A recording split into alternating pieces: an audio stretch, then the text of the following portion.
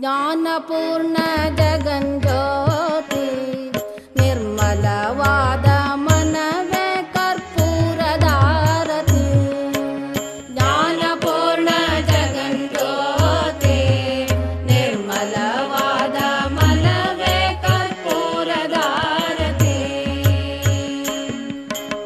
ಅನುದಿನ ಗುರುವಿನೊಳನು ಗೂಡಿ ಭಕ್ತಿಯಲಿ, ಅನುದಿನ ಗುರುವಿನೊಳನು ಗೂಡಿ ಭಕ್ತಿಯಲಿ, ಜನನ ಮರಣ ರಹಿತ ಜಂಗಮಕ್ಕೆ ಬೆಳಗಿರಿ.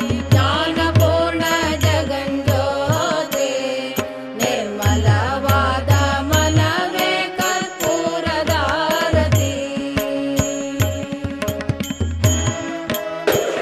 Okay. Take the dicot seed, spit out slightly. ದ್ವಿದಳ ಕಾಳುಗಳನ್ನ ತೆಗೆದುಕೊಳ್ಳಿ, ಅದನ್ನ ತೆಳ್ಳುಗರಡಿ, Pulses, dicot pulses. ದ್ವಿದಳ ಕಾಳು, ದ್ವಿದಳ ಧಾನ್ಯ. ಕಾಳುಗಳು ಧಾನ್ಯ, ದ್ವಿದಳ ಕಾಳುಗಳು ತೊಗೊಬೇಕು. ನೀವು ಆಮೇಲೆ ಬೇಳೆ ತೊಗೊಂಡು ಹರಡ್ಬಿಡ್ಬೇಡ್ರಿ, ಜಾಸ್ತಿ ಆಗುತ್ತೆ ಅಂತ 1 kg ಬೇಳೆ ತೊಗೊಂಡು ಕಾಳು ತೊಗೊಂಡು 2 kg ಬೇಳೆ ಮಾಡಿಬಿಟ್ಟು ಜಾಸ್ತಿ ಹಾಕ್ಬೋದು ಅಂತ ಮಾಡಬೇಡಿ. ಕಾಳುಗಳು ತೊಗೊಂಡು ಅದನ್ನು ಹರಡಿ. Sprinkle the seed, bijamritam on the seed approximately.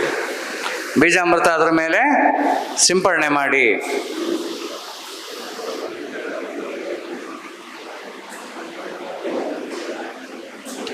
Don't rub the seed.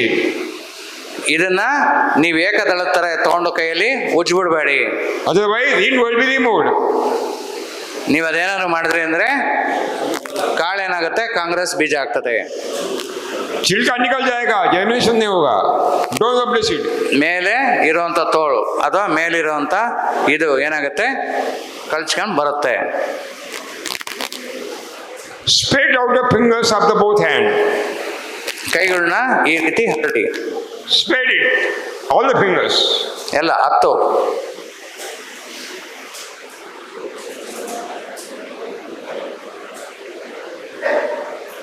And slowly alter the seed by the finger. ಈ ರೀತಿ ಉಜ್ಬೇಡಿ, ಅವನ್ನ ಈ ರೀತಿ ಸುಮ್ಮನೆ ಎದ್ಬಿಟ್ಟು ಅದು ಬೀಳ್ತಾ ಇರ್ಬೇಕು. ಈ ರೀತಿ ಮಾಡಿದಾಗ ಏನಾಗುತ್ತೆ, ಆ ಕಾಳುಗಳಿಗೆಲ್ಲ ಪೂರ್ತಿ ಲೇಪನ ಆಗುತ್ತೆ. उंगलियों से धीरे से उसको क्या करना है, मिलाना. ಬೆರಳುಗಳಲ್ಲಿ ನಿಧಾನವಾಗಿ ಅದನ್ನ ಬೆರೆಸ್ಬೇಕು. ಹಿಂಗಿಡಿಬೇಡಿ, ಹಿಂಗೆ. Spread it in the shadow nearest to sunlight.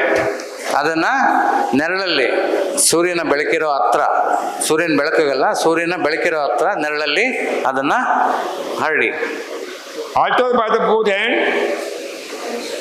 Alter the seed by both hands so that it will be dried immediately. ಮಧ್ಯದಲ್ಲಿ ಒಂದ್ ಸ್ವಲ್ಪ ಕೈ ಆಡಿಸಿ, ಕೆಳಗಡೆ ಇರೋ ತೇವಾಂಶ ಎಲ್ಲ ಮೇಲೆ ಬರುತ್ತೆ, ಒಣಗಕ್ಕೆ ಜಲ್ದಿ ಆಗುತ್ತೆ. And sow the seed. ಒಣಗಿದ ನಂತರ ಅದನ್ನು ತಗೊಂಡು ಬಿತ್ತನೆ ಮಾಡಿ.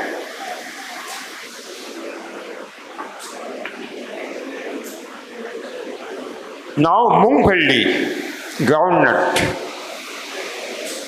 ಮುಖ್ಯವಾಗಿ ಕಡಲೆಕಾಯಿ ಬೀಜ. ಕಡಲೆಕಾಯಿ ಬೀಜ ಅಂತ ಅಂದರೆ ಯಾವುದಾದ್ರು ನೆಲಗಡಲೆ, ಶೇಂಗಾ, ಶೇಂಗಾ ಭೂಮಿಯಲ್ಲಿ ಬಿಡ್ತಾವಲ್ಲ ಕಡಲೆಕಾಯಿ, ಅದು.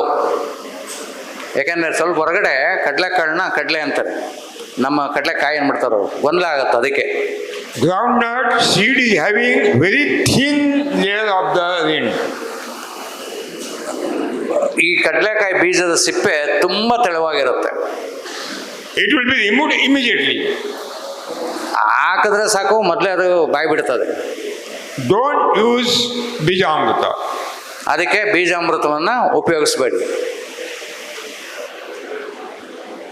Take 10 kg of the seed of the groundnut. 10 kg ಶೇಂಗಾ ಬೀಜ ಅಥವಾ ಕಡಲೆಕಾಯಿ ಬೀಜನ ತಗೊಳ್ಳಿ.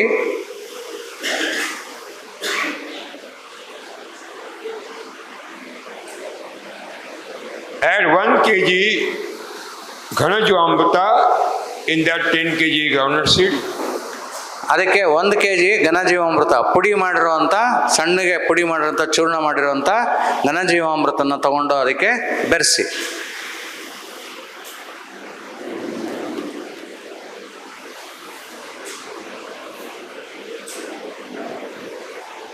Spread out the fingers of the both hand. 2 ಕೈಗಳಲ್ಲೂ ಹಸ್ತನ ಈ ರೀತಿ ಮಾಡ್ಕೊಳ್ಳಿ. And alter the seed slowly by the both hands. ನಿಧಾನವಾಗಿ, ನಿಮ್ಮ ಸಿಟ್ಟು ಮಾತ್ರ ಅದ್ರ ಮೇಲೆ ತೋರಿಸ್ಬೇಡ್ರಿ, ನಿಧಾನವಾಗಿ ಈ ರೀತಿ ಅದನ್ನು ಬೆರೆಸಿ.